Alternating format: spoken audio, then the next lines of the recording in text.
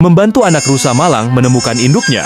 Pada suatu sore, terlihat seekor anak rusa malang tak berdaya, tubuhnya lemah dan gemetar. Saat itu, Lolo yang sedang melewati tempat itu memeriksa keadaan anak rusa tersebut. Melihatnya yang begitu lemah dan kesakitan, Lolo merasa iba. Dengan penuh hati-hati, ia mengangkat anak rusa itu. Sesampainya di tenda, Lolo segera memeriksa kondisinya. Anak rusa itu masih menggigil kedinginan, tubuhnya lemah. Tanpa ragu, Lolo menyalakan api dan mulai membuatkan makanan untuknya. Sambil menunggu makanan matang, mereka berdua berbincang. Anak rusa itu mulai bercerita mengenai kejadian mengerikan yang telah menimpanya.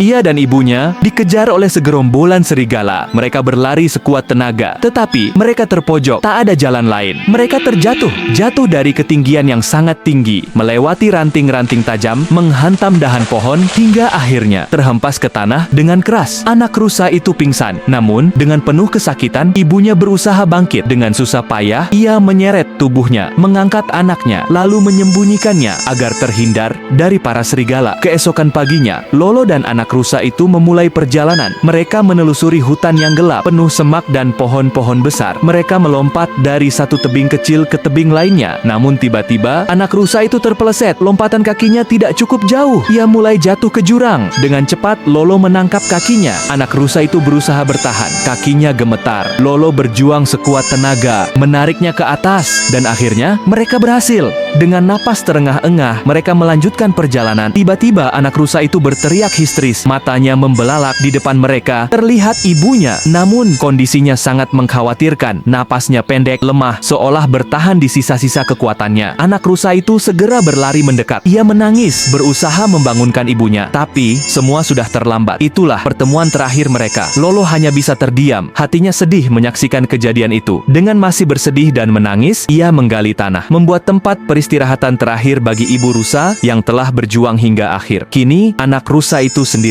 Ibunya telah pergi untuk selamanya.